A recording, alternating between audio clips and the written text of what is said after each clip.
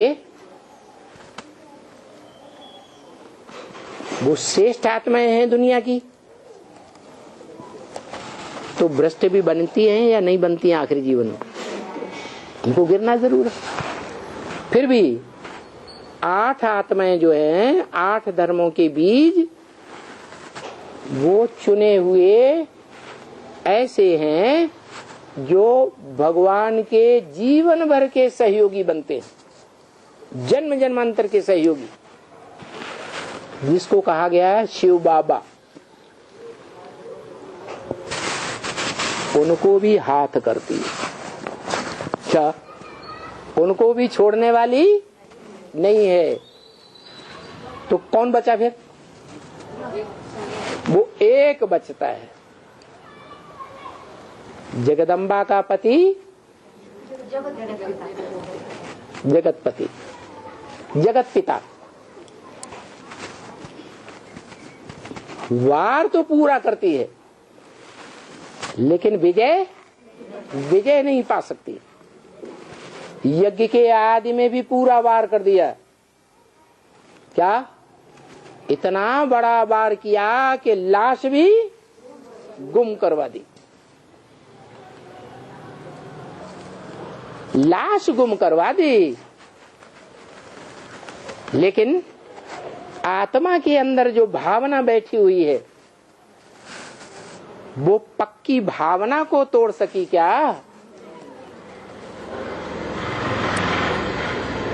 कौन सी पक्की भावना है?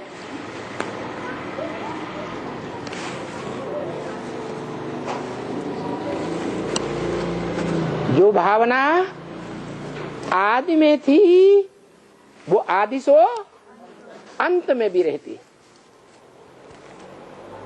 वो भावना जिसके लिए बाप कहते हैं, बार बार हिदायत देते हैं, अमृत छोड़ बिख काहे को खावे, तो छोड़ती है? अपने पुरुषार्थी जीवन में बिख खाना छोड़ती है? अरे नहाना ना, अरे उसका गायन विष पाई के रूप में है या नहीं है? है। तो जो उसका गायन है विष पाई, उस स्वरूप को छोड़ नहीं सकती, आदि में भी नहीं छोड़ा और अंत तक भी नहीं छोड़ती। क्यों? क्योंकि क्या? क्योंकि उसने बता दिया। क्या बता दिया? क्या बता दिया? अनेकों के संग के रंग से पतन होता है और एक के संग के रंग से पावन बनते हैं। ये परंपरा में ताकत रही है, भक्ति मार्ग में भी ताकत रही है। क्या? जिन सती साध्वी कन्याओं माताओं का इतना जौहर प्रसिद्ध हुआ, वो कन्याएं माताएं भारत की ये परंपरा चलाती रही। क्या? मेरा तो एक, दूसरा न कोई। उन परिवारों में, वो परिवार जिस राज्य में पलते थे, उस राज परिवार में भी ये परंपरा रही। एक लिंग भगवान। क्या? किसको मानते थे? एक लिंग को मानते थे। जो परंपरा संगम युग से पड़ी है सती साध्वी की, वो भारत की परंपरा है। किसकी परंपरा? भारत की। काहे में रत? ज्ञान में रत रहने वाला, सबसे बड़ा ज्ञान क्या? एक को पहचानो, ऊंचे ते ऊंचे को पहचानो और पहचान कर उसी का संग करो और कोई का संग नहीं करना। न तन से, न धन से, न मन से, न समय से, न जीवन में आए हुए संपर्कियों से। और यही पक्का है कि द्वापर युग से अनेकों का संग करने से भारतवासी दुर्गति को पाए। और अभी संगम में क्या होता है? वही भारतवासी जो जन्म जन्मांतर धर्म पिताओं के आने से दूसरे धर्मों में कन्वर्ट होते रहे, वही भारतवासी अब संगम युग में आकर ब्राह्मण बने हैं। और वो ब्राह्मण भी यही नियम है उनके लिए, क्या? अनेकों के संग से नीचे गिरना, पतित बनना, और एक के संग से पावन बनना। एक कौन?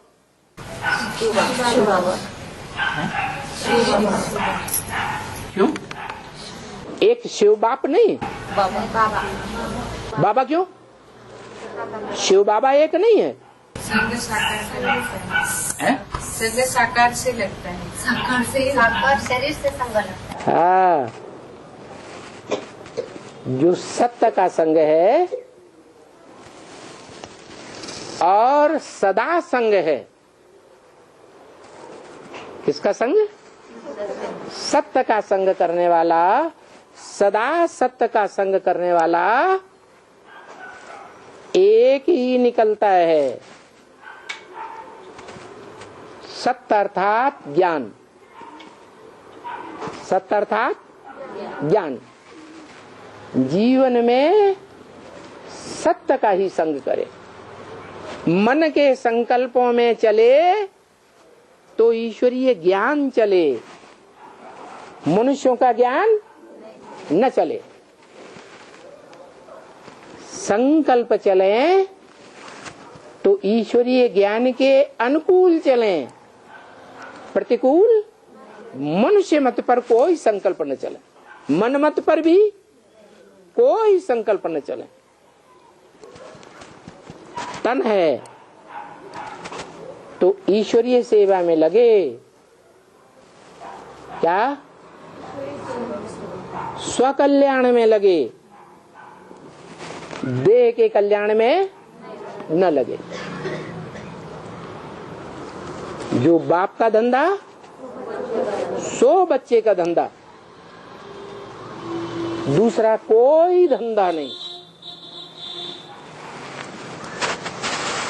इसलिए वो ऐसे को चुनता है। कैसे को? सत्य है तो किसे चुनता है? जो सत्य को जीवन में धारण कर सके। जब से बाप को, सत्य बाप को पहचाने, तब से लेकर के मृत्यु पर्यंत तक सत्य को धारण करे या झूठों को धारण करे? सत्य को धारण करे। तो ऐसा जो सत्य है, वो सत्य बताया, जिसे वो चुनता है माशूक के रूप में, वो सत्य सदा काल का है इस सृष्टि पर या अल्पकाल का है? और धर्म पिताएं आधे कल्प में आते हैं, कोई कम, कोई पूरा आधा कल्प। और ब्रह्मा भी जो चंद्रवंश की स्थापना करता है खास, वो भी सदा सत्य है या अधूरा सत्य है? क्यों? उसमें संपूर्ण सत्य ने आकर के नहीं सुनाया, फिर है धारण नहीं किया। क्या धारण नहीं किया?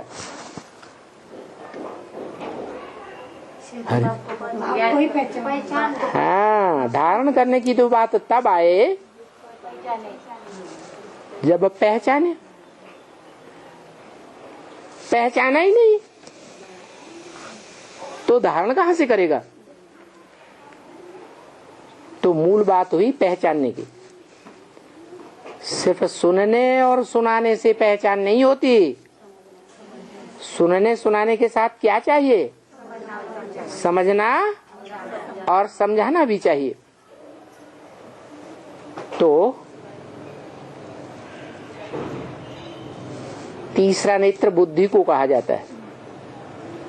बुद्धि से समझना और समझाना होता है। और एक ही मूर्ति है जिसको त्रिनेत्री के रूप में दिखाते हैं भारत में। कौन सी मूर्ति है? शंकर।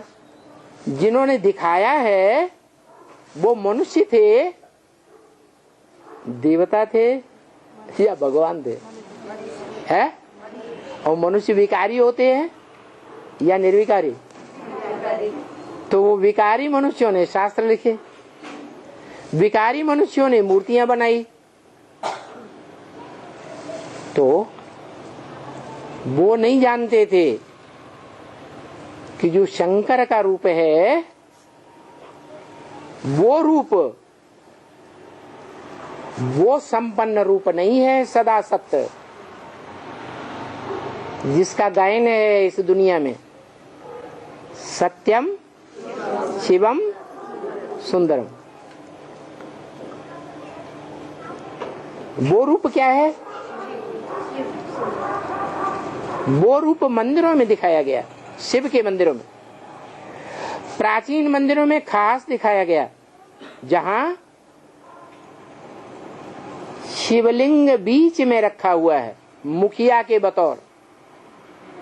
परिवार का मुखिया शिवलिंग और बाजू में दीवाल में सभी देवताओं की मूर्तियां। उन देवताओं की मूर्तियों में मुख्य मूर्ति महादेव शंकर की भी दिखाते हैं। तो देवताओं में महादेव है, लेकिन वो भगवान नहीं है, मनुष्य को देवता बनाने वाला नहीं है। तो शास्त्रकारों ने, मूर्तिकारों ने ये नहीं जाना कि शंकर संपन्न रूप है या पुरुषार्थी अधूरा रूप है। कैसा रूप है? अधूरा रूप है, पुरुषार्थी रूप है। पुरुषार्थ कर रहा है याद का, जो संपन्न बन जाएगा। देवताएं संपन्न होते हैं तो वो अपने स्वरूप को याद करते हैं या कोई और को याद करते हैं? अपने स्वरूप को याद करते हैं।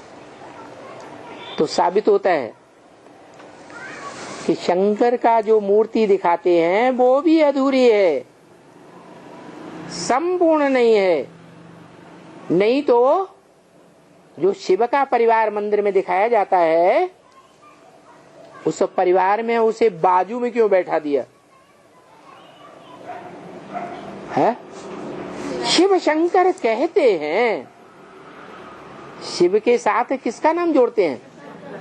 शंकर का नाम तो जोड़ते हैं, लेकिन वो शंकर अलग है और शिव अलग है। कैसे अलग है? है? हाँ, शिव बाप है और शंकर बच्चा है। इसलिए बाप का नाम पहले, बच्चे का नाम बाद। आज भी परंपरा चली आ रही है। दुकानों में, फर्मों में क्या लिखा होता है? And sons company. पहले बाप का नाम लिखते हैं, फिर बच्चों को बताते हैं, नाम नहीं लिखते। तो एक ही देवता है जरूर जिसका नाम शिव के साथ, निराकार के साथ जोड़ा जाता है, लेकिन वो महादेव है, देवताओं में बड़ा देव है, लेकिन भगवान नहीं है। और भगवान नहीं है तो फिर जो मंदिर में शिवलिंग रखा हुआ है वो किसकी यादगार है?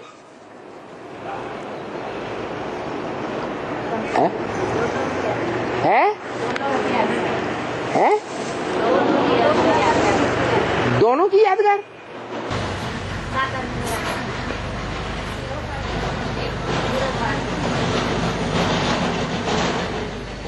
अगर दोनों की यादगार है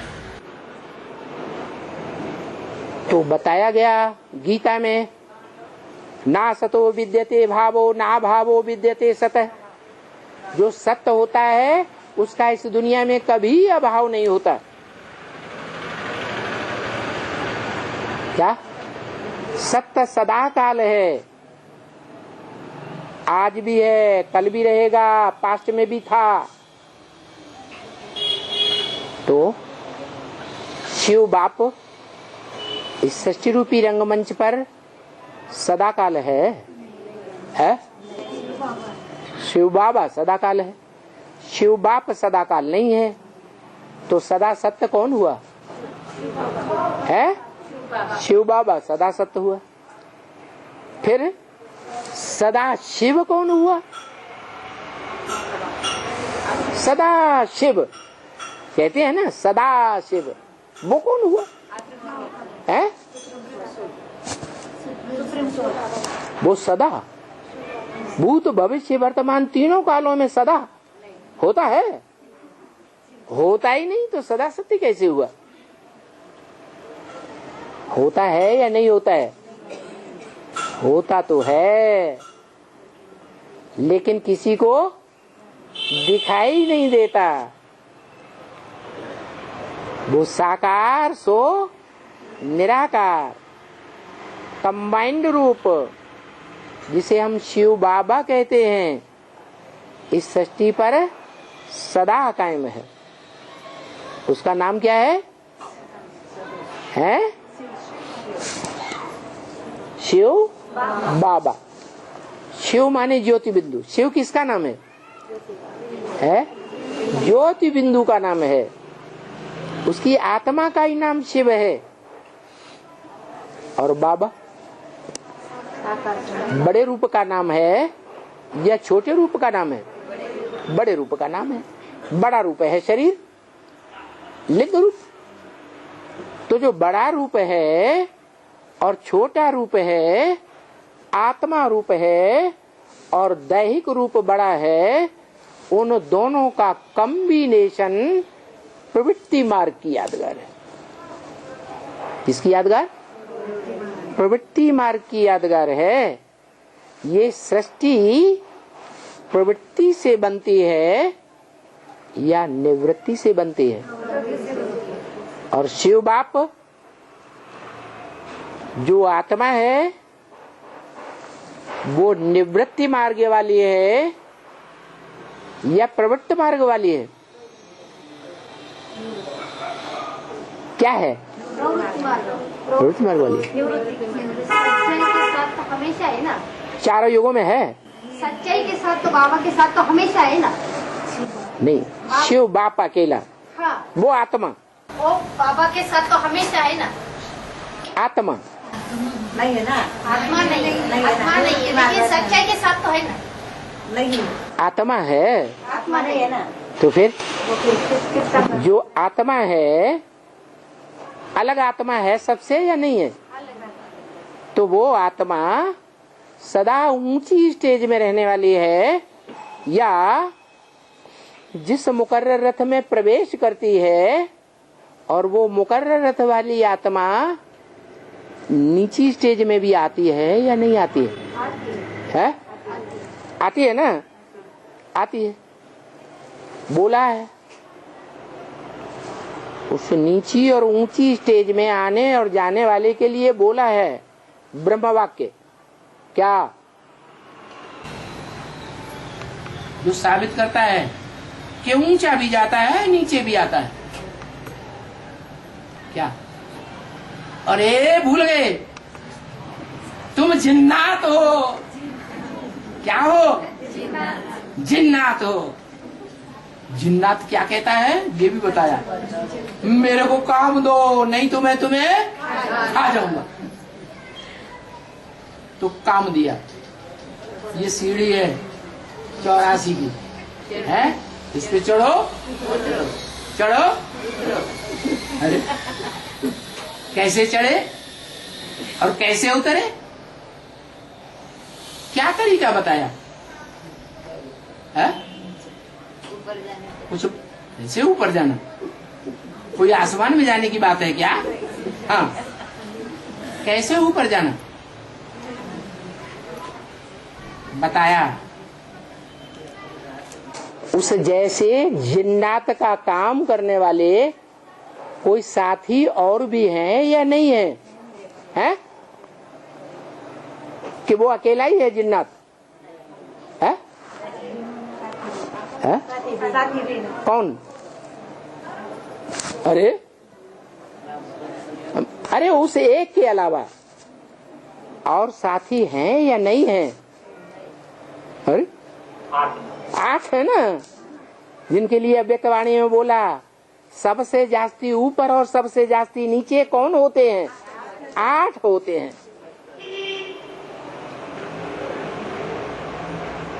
घड़ी घड़ी ऊंची स्टेज में, घड़ी घड़ी नीची स्टेज में आते हैं। उनमें ऊपर जाने की भी ताकत है, 1 सेकंड में ऊपर, और ऐसी भी ताकत हो जाती है कि 1 सेकंड में नीचे। माने याद की प्रैक्टिस बढ़ती है या घटती है? हैं? बढ़ती है। ऐसी प्रैक्टिस बढ़ जाए जो बताया कि 1 सेकंड में साकारी, 1 सेकंड में निराकारी, 1 सेकंड में आकारी। क्या? 1 सेकंड में साकारी बन जाए, साकारी कर्मेंद्रियों से कर्म कर रहे हो, भले ऐसी भी कर्मेंद्रियों से कर्म करें जो बहुत ही लगाव पैदा करने वाली है। उसी सेकंड अगर ईश्वरीय सेवा की बात आ जाए तो 1 सेकंड में आकारी और निराकारी बन सकते हैं या नहीं बन सकते? है? विशेष आत्मा ही बनेगी, विशेष पुरुषार्थी या सभी बनेंगे? है? विशेष आत्माओं की बात है, और वो 8 भी विशेष आत्मा है, क्योंकि वो भी सजा नहीं खाते। जिनको पता चले कि यहाँ ईश्वरीय सेवा है, ये ईश्वरीय सेवा करेंगे तो हमारा भी कल्याण और सारी सृष्टि का कल्याण, और ये ईश्वरीय सेवा अगर छूट गई तो हमारा भी अकल्याण और सबका कल्याण हो। तो ऐसी मिली हुई ईश्वरीय सेवा को वो छोड़ेंगे? हैं? 2-4 सेकंड के लिए छोड़ेंगे? नहीं छोड़ेंगे। छोड़ेंगे 2-4 सेकंड के लिए, 2-4 सेकंड के लिए, ऐसा अनुभव आपका कहता है। 8 में भी नीचे गिरते हैं ना? गिरते हैं, लेकिन ईश्वरीय सेवा की जहाँ बात आएगी वहाँ वो ईश्वरीय सेवा के लिए हाँ इतना भाव रहेगा कि ऊंचे से ऊंचे ने हमें ये ईश्वरीय सेवा दी है? साधारण की सेवा नहीं है। आज भारतवर्ष में किसी व्यक्ति को राष्ट्रपति या प्रधानमंत्री का बॉडीगार्ड बनने की सेवा मिले या मुख्य ड्राइवर बनने की सेवा मिले कोई ड्राइवर को, तो छोड़ देगा? है? नहीं छोड़ेगा। ऐसे ही जिनकी बुद्धि में बैठ गया कि ऊंचे ते ऊंचे भगवंत सुप्रीम सोल बाप ने इस सृष्टि पर साकार में जिसको ऊंचे ते ऊंचा प्रैक्टिकल में भगवंत बनाया, बनाया या नहीं बनाया? उस भगवंत ने हमको ये सेवा दिखाई, तो करें या न करें? करेंगे तो ऊंचे ते ऊंचे बनेंगे। कम से कम जिस धर्म के पूर्वज हैं, पूर्व माने पहले, जा माने जन्म लेने वाले, उस धर्म में पहले पहले संगम में प्रत्यक्षता रूपी जन्म उन आत्माओं का होता है, तो वो उनकी ये विशेषता होगी कि वो ईश्वरीय सेवा जहां दिखाई पड़ेगी वहां अलबेलापन नहीं दिखाएंगे। तो बताया कि ऐसी ऊंची स्टेज में जाने वाली ज्यादा से ज्यादा आत्माएं कितनी होंगी जो इंद्रियों के सुख को त्याग देंगी और अतीन्द्रिय सुख में रमण करेंगी। कितनी? 16,108, जिनको कहा जाता है गोप और गोपियां, गुप्त संबंध जोड़ने वाली। किसके साथ? भगवान के साथ। कौन सा गुप्त संबंध होता है? अरे ब्रह्मा बाबा ने बच्चों के साथ, शरीर के साथ गुप्त संबंध जोड़ा या प्रत्यक्ष संबंध जोड़ा? सबके सामने प्रत्यक्ष जोड़ा। गोद में लेते थे, माँ क्या करेगी? गोद में ही लेगी। तो प्रैक्टिकल सुख दिया, गोद का प्रैक्टिकल सुख माँ देती है तो दिया ना। गुप्त संबंध का सुख दिया क्या? नहीं। गुप्त संबंध होता ही है पति पत्नी के बीच में, साजन सजनियों के बीच का, और वो साजन सजनियों का संबंध जो है वो तो भगवान आकर के जोड़ता है। क्या? किस लिए? किस लिए जोड़ता है? अरे इसलिए जोड़ता है कि जिनको राज परिवार का भांति बनाना है वो आत्माएं राजयोग सीख करके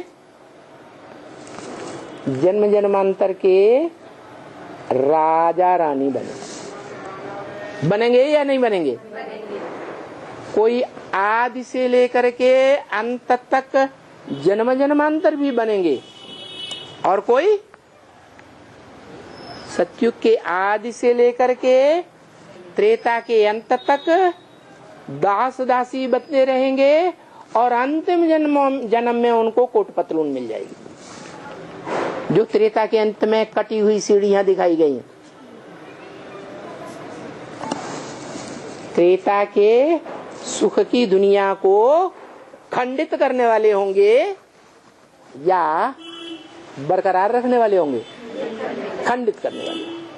ऐसे ही कुछ ऐसे भी होंगे जो कलयुग के अंत में जाकर के सत्ता की कुर्सी लेंगे। जैसे आज प्रजा के ऊपर प्रजा का राज्य चल रहा है, हर देश में प्रजा के ऊपर राज्य करने वाले राष्ट्रपति होते हैं, प्रधानमंत्री होते हैं, छोटे बड़े मंत्री होते हैं, बड़े बड़े राज्याधिकारी होते हैं ना। तो वो लास्ट जन्म के हैं। क्या? हाँ, ऐसे नहीं समझना कि वो आदि के थे। तो वो 16,000 की लिस्ट में आएंगे या नहीं आएंगे? नेहरू इतने लंबे समय तक राज्य किया, उनके वाइब्रेशन की शक्ति देखने में आती थी कि पीछे से कोई कितना भी विरोध करने वाला हो, नेहरू जी का जब सामने भाषण देने के लिए आते थे तो कोई भी विरोध में कभी नहीं बोला। ये कौन सी ताकत थी? वाइब्रेशन की पावर। जरूर उस आत्मा ने इंद्रियों से परे का सुख संगम में लिया था और अंत में जाकर फिर लेती है। तो ये 16,000 की लिस्ट सतयुग के आदि से आरंभ होती है और कलयुग के अंत तक चलती है। जो कंट्रोलर बनते हैं, राजा रानी बनते हैं, राज सत्ता हासिल करते हैं। इसलिए बोला कि अतीन्द्रिय सुख पूछना हो, ये वाइब्रेशन की शक्ति क्या होती है, इस शक्ति को जानना हो तो 16,000 गोप गोपियां हैं। उनमें गोपियां तो हैं क्योंकि भगवान मेल रूप में आता है, वो तो प्रत्यक्ष हो जाती है, लेकिन गोप भी हैं जिन गोपों ने अपनी बहन अर्पण की है, जिन गोपों ने अपनी बेटी अर्पण की है, जिन गोपों ने और भी संबंध है ना, बांजी से होते हैं ना, मामा बूढ़ा है और बांजी छोटी है, मामा ज्ञान में आ गया तो भांजी को अर्पण कराता है कि नहीं? चाचा अपनी भतीजी को अर्पण कराता है कि नहीं? तो ऐसे गोप भी हैं जो इस गहराई को समझते हैं, गुप्त संबंध की गहराई को समझते हैं और वो मानते भी हैं, जानते भी हैं और चलने का नंबरवार प्रयास भी करते हैं। तो इन गोप गोपियों से पूछो, ये पिछाड़ी की रिजल्ट है। पिछाड़ी माने जब पूरी राजधानी स्थापन हो जाएगी तो ये 16,108 गुप्त संबंध जोड़ने वाले सारे संसार के सामने प्रत्यक्ष होंगे। सब एक जैसा संबंध जोड़ेंगे, सब एक जैसे गुप्त रखेंगे, हैं? नहीं रखेंगे।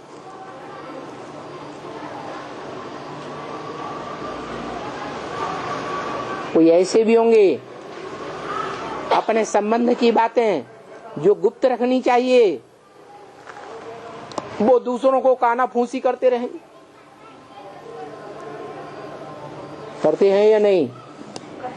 हैं? करते। तो जो करते हैं वो पत्नी का संबंध निभाते हैं? हैं? कोई अच्छे परिवार की पत्नी दूसरे परिवार वालों को जाकर के काना फूसी करती है, हमारे पति ने ऐसा किया, हमारे पति ने वैसा किया, बोलती है? बिल्कुल नहीं बोलती। तो देखो भगवान इस सृष्टि पर आकर के प्रैक्टिकल में सब प्रकार का पार्ट बजाता है। जो मनुष्यों ने दुनिया में पार्ट बजाए हैं और बजाए रहे हैं वो सारी परंपराएं कहाँ पड़ती है? अभी संगम युग में पड़ती है।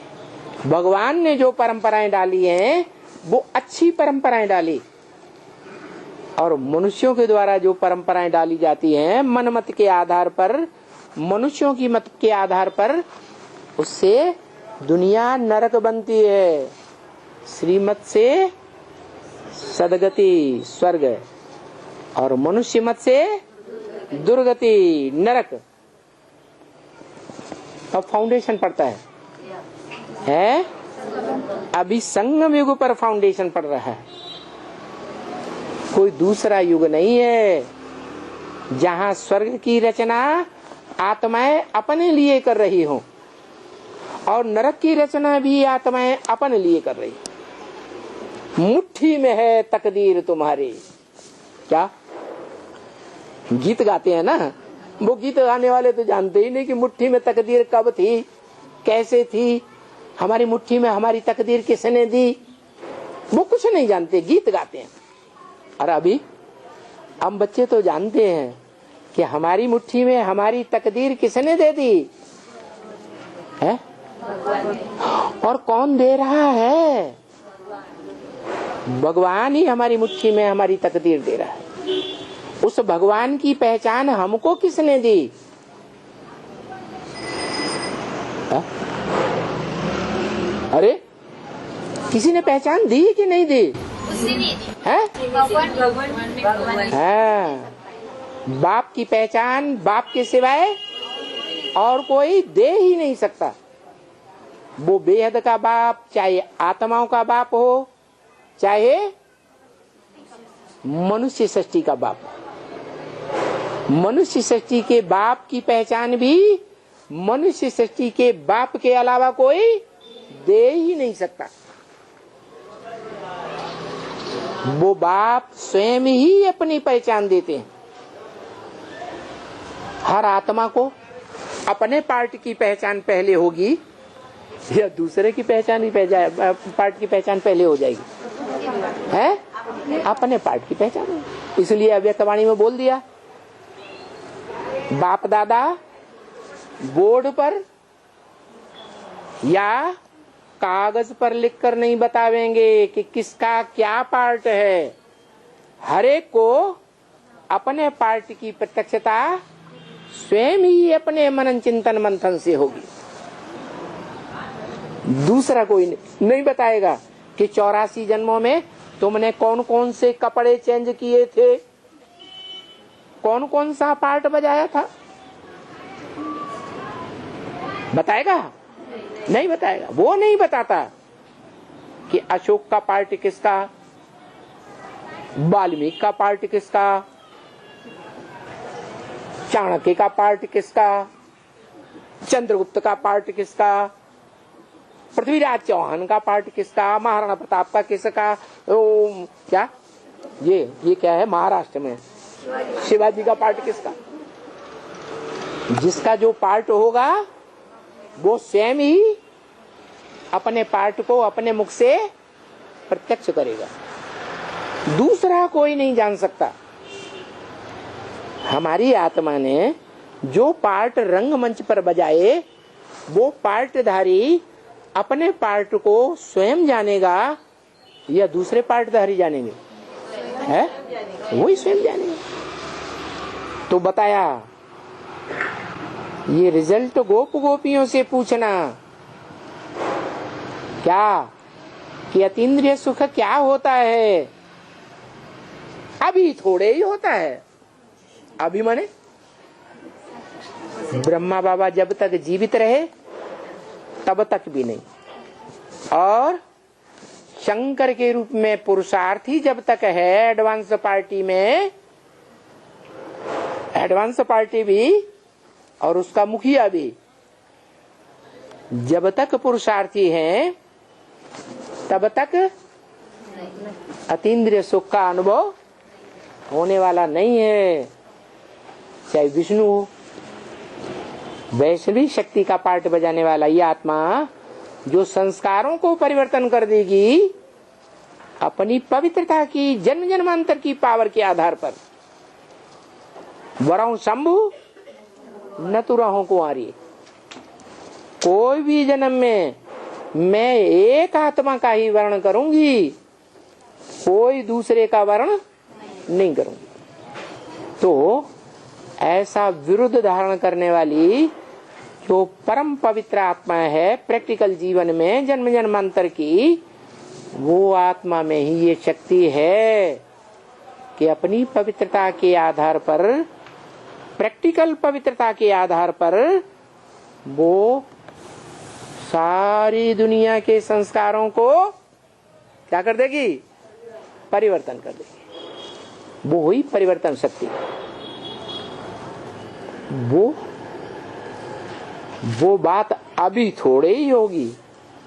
अभी माने है, जब तक बाप की प्रत्यक्षता नहीं हुई है। कौन से बाप की? शिव बाप की तो प्रत्यक्षता हुई, सबने जान लिया हम बिंदी, ब्राह्मणों ने सभी ने जान लिया हम बिंदी, हमारा बाप भी बिंदी। तो ये तो सबको प्रत्यक्षता हो गई।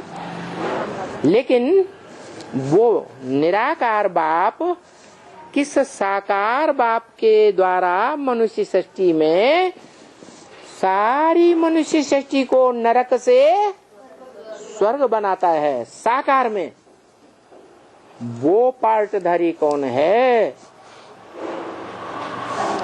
वो स्वयं कहता है मैं तो त्रिकालदर्शी हूं।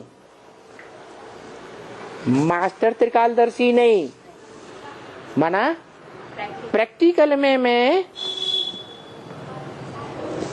प्रैक्टिकल पार्ट नहीं बजाता हूं ज्ञानी बनने का। मैं थ्योरी हूं, थ्योरी का ज्ञान देता हूं। तुम बच्चे प्रैक्टिकल उस ज्ञान को उठाते हो। तो जो प्रैक्टिकल में अव्वल नंबर जाता है उसको योगीश्वर नाम से कहा गया है शास्त्रों में, योगीराज।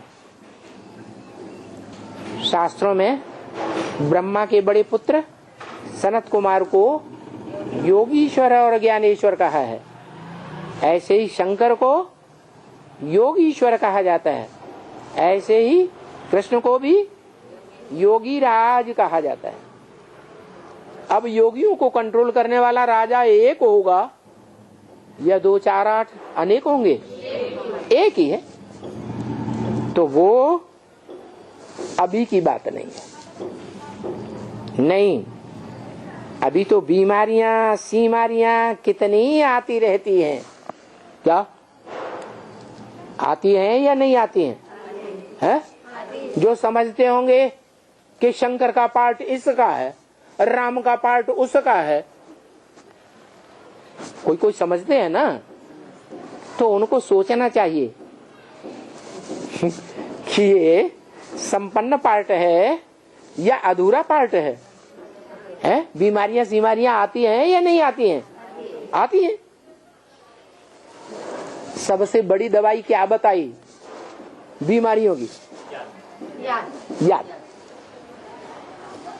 वो याद की दवाई सबसे पहले अपने जीवन में लेने वाला और लेकर के दवाई को निरोगी बनने वाला कोई अव्वल नंबर पहले बनेगा या नहीं बनेगा? है? पहले स्वयं बनेगा तब दूसरों को बनाएगा। खुद ही डॉक्टर नहीं होगा तो दूसरों को कैसे बनाएगा? तो जो अव्वल नंबर है वो योगीराज कहा जाता है, योगेश्वर कहा जाता है। योग के आधार पर सब प्रकार की बीमारियों को नष्ट करने वाला सुप्रीम सर्जन प्रैक्टिकल में कहा जाता है। आगे चल करके ये दवाइयां रहेंगी, विनाश होगा, ताबड़तोड़ एटम बम फटेंगे दुनिया में, तो ये कारखाने रहेंगे? है? नहीं रहेंगे। दवाइयों के कारखाने खत्म हो जाएंगे। अभी भी इंटरनेट में आता है कि डॉक्टर लोग जिस दवाई के ऊपर बड़ा आधार लिए बैठे हैं, एलोपैथी के डॉक्टर, वो मालूम है कौन सी दवाई है? बुखार आता है वो दवाई दे दो। क्या क्या देते हैं? उसमें क्या होता है? एंटीबायोटिक। एंटीबायोटिक देते हैं, फिर वही बीमारी आ जाती है, टीबी आ जाती है। जो पहले टीबी की बीमारी का एंटीबायोटिक दिया था उससे और गुना कई गुना पावरफुल एंटीबायोटिक देते हैं। फिर तीसरी बार किसी को अगर टीबी क्या बीमारी आ जाए तो उससे भी ज्यादा पावरफुल एंटीबायोटिक देते हैं। अब ये रिसर्च निकाली गई कि बहुत से मरीज ऐसे मर गए जिनको पावरफुल से पावरफुल एंटीबायोटिक बीमारियों की दवाई वो एंटीबायोटिक देते रहे और वो एंटीबायोटिक अब काम ही नहीं करते। बड़े से बड़ा पावरफुल से पावरफुल एंटीबायोटिक काम ही नहीं कर रहा है और बता रहे हैं कुछ साल के बाद कोई भी एंटीबायोटिक काम नहीं करेगा, ये एलोपैथी फेल हो जाएगी। फिर आयुर्वेदिक पर आना पड़ेगा, आयुर्वेदिक भी फेल हो जाएगी। सारी पैथी मनुष्यों की बनाई हुई सब फेल हो जाएंगे। तब क्या करेंगे? एक शिव बाबा, दूसरा अव्यक्तवाणी में बोल दिया, प्रैक्टिकल करके देखो। बीमारी आती है बाबा की याद में रह करके प्रैक्टिकल करके देखो। हाँ, अनुभव होता है या नहीं होता है? होता है तो प्रैक्टिस को बढ़ाओ।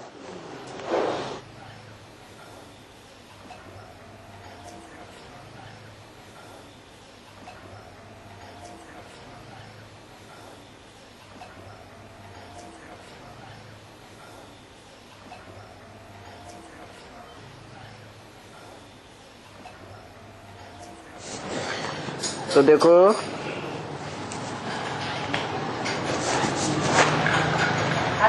हाँ,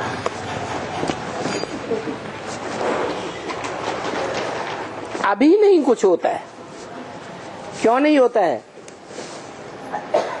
अभी कुछ क्यों नहीं होता है?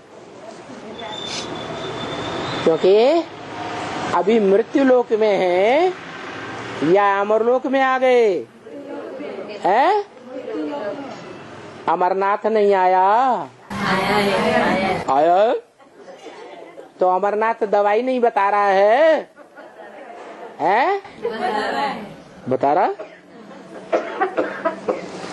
अरे अमरनाथ जब प्रत्यक्ष होगा, जिस अमरनाथ की यात्रा के लिए ऊंचाई पर चढ़कर जाते हैं या नीचे मिल जाता है?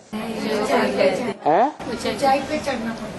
तो वो अमरनाथ जहाँ जाते हैं यादगार में, वो प्रैक्टिकल रूप अभी वो बर्फ का लिंग बन गया 100%। जब 100% बर्फ का लिंग बन जाएगा तो अमरनाथ की यादगार पक्की प्रत्यक्ष हो जाएगी। लेकिन ऊंचाई की स्टेज पर होती है या नीचे? हाँ, ये पुरुषार्थ की ऊंचाई की स्टेज है। सबसे ऊंचा मंदिर कौन सा है? अमरनाथ। अमर भव नाम क्यों पड़ा अमरनाथ? है जो अमर बनने वाली आत्माएं हैं। अमर शरीर होता है या आत्मा? आत्मा अमर होती है, शरीर तो मरता है। तो जो अमर का लकब धारण करने वाले देव आत्माएं हैं, उन देव आत्माओं को नाथ करके, क्या उन देवात्माओं की नाक में श्रीमत की नकेल डाल करके जो अमरनाथ बनता है, वो अमरनाथ ने अभी बैल की नाक में नकेल नहीं डाली है। कौन सा बैल है? हाँ, जो शिव के यादगार मंदिर में बैल दिखाते हैं। शिवलिंग के पास बैल दिखाते हैं कि नहीं? उस बैल की नाक में अभी तक भी नकेल नहीं डाली है। इसलिए अभी किसी को वो अतीन्द्रिय सुख का अनुभव अभी नहीं हो सकता। अभी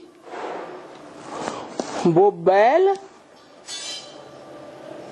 शंकर पर सवार है, सवार होता है, या शंकर बैल पर सवार होता है? बैल शंकर पर सवार होता है। उस बैल को जो महागौरी है, महागौरी देवी है ना, वो किसके ऊपर सवारी करती है? अरे बब्बर शेर के ऊपर सवारी करती है। वो बब्बर शेर है क्या, जिसके ऊपर महागौरी का पार्ट बजाने वाली आत्मा जब सवारी कर लेती है, कंट्रोल कर लेती है, तो बब्बर शेर टाइगर के सामने झुकता है। क्या माना? कौन है बब्बर शेर? अपने भारत में बब्बर शेर की मान्यता नहीं है। किसकी मान्यता है? अपने भारत का राष्ट्रीय पशु टाइगर है, बब्बर शेर नहीं है। तो टाइगर किसकी यादगार है? जो बाघ कहा जाता है, जिसके ऊपर सवार करने वाली बाघंबरी देवी कही जाती है। सुना बाघंबरी? हाँ, बाघंबरी देवी अलग और शेरनी शक्ति सिंह वाहिनी अलग। तो सिंह वाहिनी गोरे मुख वाली महागौरी और जगदम्बा बाघंबरी, बाघ के ऊपर सवारी। बाघ कहा जाता है टाइगर को। तो कौन हुआ बाघ? है जगदम्बा के साथ कौन? जगत पिता। तो कौन हुआ? कौन है जगत पिता? कौन है जगन्नाथ? है? अरे हाँ, जगतपति और जगदम्बा, जगत माता और जगत पिता, इनकी जोड़ी है। और दूसरी है कौन? सिंह वाहिनी, शेरनी शक्ति। किसके ऊपर सवार करती है? सिंह के ऊपर, लाइन। कौन है शेर? बब्बर शेर है। बब्बर शेर ज्यादा पावरफुल होता है शरीर से या बुद्धि से? शरीर से ज्यादा पावरफुल होता है। देह अभिमान से ज्यादा पावरफुल होता है कौन? शेर, बब्बर शेर। और बुद्धि में टाइगर ज्यादा तीखा होता है। टाइगर कभी भी बेमौके हमला नहीं करेगा। जब देखेगा कि ये अवसर पक्का है, ये मौका अच्छा है, इस मौके पर हमला करेंगे तो जरूर विजयी बनेंगे। उसकी यादगार है टाइगर। तो बैल कहो, सिंह कहो, घोड़ा कहो, किसकी यादगार? ब्रह्मा बाबा की यादगार। ये वही आत्मा है जो देह अभिमानी धर्म पिताओं का भी बाप दिखाया जाता है। किस रूप में? अरे चित्र बार बार देखते, बार बार बनाते, बार बार भूल जाते हैं।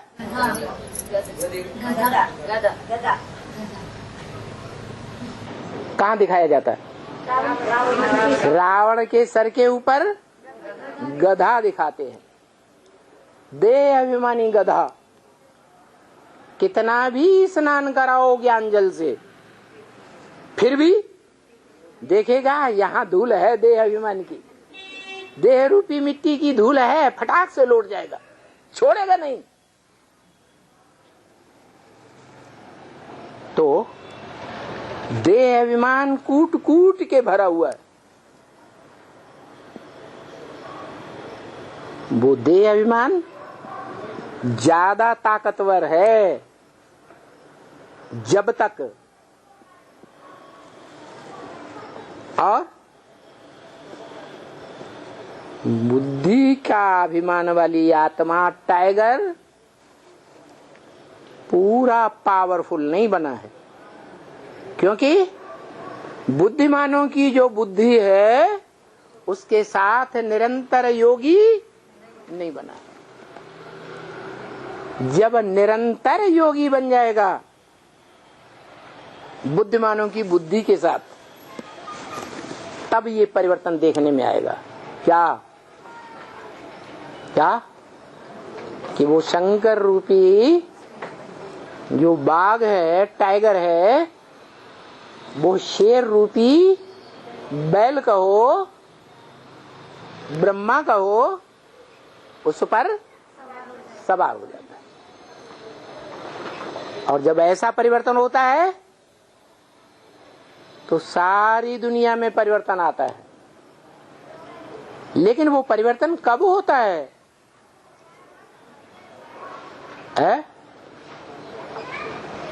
कब होता है? जब परिवर्तन शक्ति आती है। इसलिए हम बच्चों को अव्यक्तवाणी में बोला, डायरेक्शन दिया, क्या करो? विजय माला का आवाहन करो। विजय माला में तो ढेर सारे मणके हैं। विजय माला का मिसाल शहद की मक्खियों से दिया जाता है। सारी शहद की मक्खियों का छत्ता आवाहन किया जा सकता है क्या? जरा उंगली लगा के तो देखना। तो क्या करें? है रानी मक्खी का आवाहन होगा तो पीछे पीछे सारी मक्खियों का मनारा आ जाएगा। इसलिए बोला से आएगी या शरीर, मन बुद्धि से आएगी या शरीर से आएगी? ओहो, राजधानी साकार में स्थापन होगी या निराकार में स्थापन होगी? तो साकार में मन बुद्धि से आएगी राजधानी में, या निराकार में आएगी? अरे शरीर से आएगी जरूर, लेकिन शरीर से आते हुए भी शरीर की स्मृति में रहेगी या देह और देह की इंद्रियों से परे होकर रहेगी? हाँ जी, उतना ही परे होकर रहेगी जितना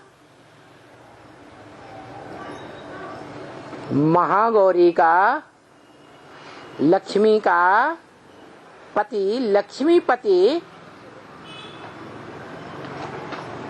निराकारी स्टेज में स्थिर होता है, उतनी ही होगी या परसेंटेज में होगी?